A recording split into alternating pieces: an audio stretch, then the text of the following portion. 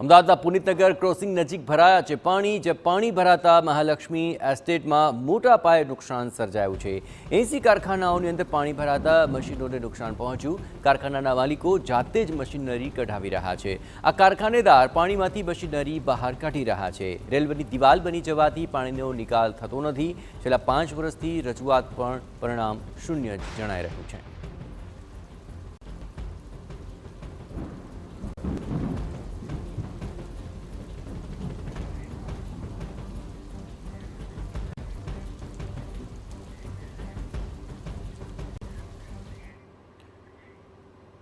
तो आज मामले વધુ વિગતે વાત કરવા માટે જોડાઈ રહ્યા છે ટીવી9 સંવાદદાતા સચિન પાટીલ। સચિન, આખરે ક્રોસિંગ પાસે જે પાણી ભરાયા અને તેને કારણે આ તમામ લોકોને ત્યાં સ્થાનિકોને પણ પરેશાની થતી હશે, પરંતુ હાલ કઈ પ્રકારની પરેશાની આપ ત્યાં જોઈ રહ્યા છો અને તેને લઈને કોઈ માંગ થઈ રહી છે ખરી?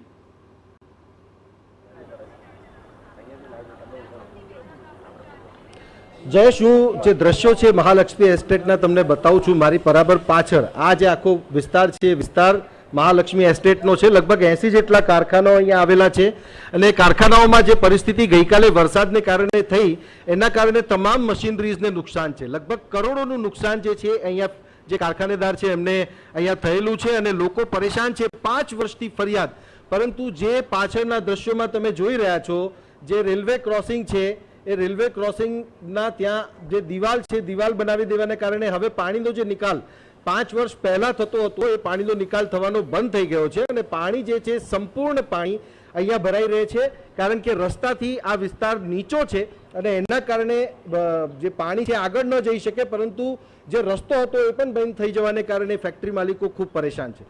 કેટલી પરિસ્થિતિ વિપરીત થાય છે, શું પરિસ્થિતિ અત્યારે છે? 80 જેટલા કારખાનાઓ અહીંયા આવેલા છે। વિપરીત પરિસ્થિતિમાં એવું છે કે દરેક કારખાનાની અંદર બધાને પાણી જાય છે।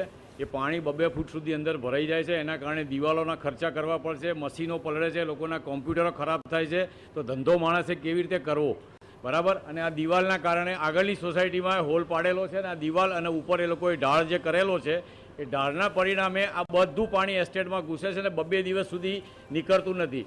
બીજું કે ટોરેન્ટના ડીપીઓ અંદર પાણીમાં ડૂબેલા છે। ગમે ત્યારે કોઈપણ જાતનો શોર્ટ સર્કિટ થશે, કોઈપણ સરકાર માણસની અંદર જાનહાનિ થઈ તો એ મ્યુનિસિપાલિટી કે ગમે તે જેની જવાબદારીમાં આવશે એ લોકોએ ભોગવવાની રહેશે।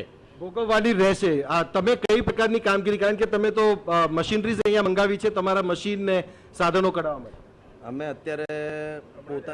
અત્યારે હાઇડ્રા તો મશીનરીથી અમે મોકલી દીધેલું છે, મટીરિયલ જે ડિસ્પેચ કરવાનું છે, કારણ કે અમને અત્યારે પ્રેશરિંગ બી એટલું છે કે અમારે ત્યાં આગળ કોઈ અમારી ત્યાં આવી વિઝિટ નથી કરી શકતા અને છતાં બી અમે છેલ્લા હવે 3 દિવસ સુધી અમને આ વસ્તુ ભોગવવાની રહેશે। અને અત્યારે હાલ અમે અંદર ઓફિસમાં બેસીએ કે યુનિટમાં ઊભા રહીએ કે ગમે ત્યાં બહાર ઊભા રહીએ, સેમ નુકસાની છે।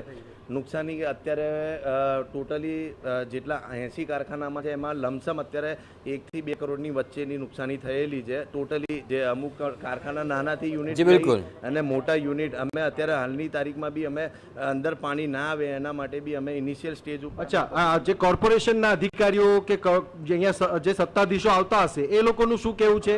તેઓ વિઝિટ પણ કરતા? એ લોકો ક્યારેય વિઝિટ કરતા નથી। આ પરિસ્થિતિમાં એ લોકોના એસ્ટેટની કોઈ પડી જ નથી સાહેબ। નહીં, પણ 5 વર્ષથી તમે કંઈક તો રજૂઆત કરી? અમે ઘણીવાર એમને કહીએ છીએ, રજૂઆત કરીએ, લેખિત રજૂઆત, કોઈ આવતું નથી। શું કરી શકીએ હવે આમાં તો શું, આમાં જાતે જ અમારે આનો નિવેડો લાવવો પડશે જ્યારે હોય છે ત્યારે।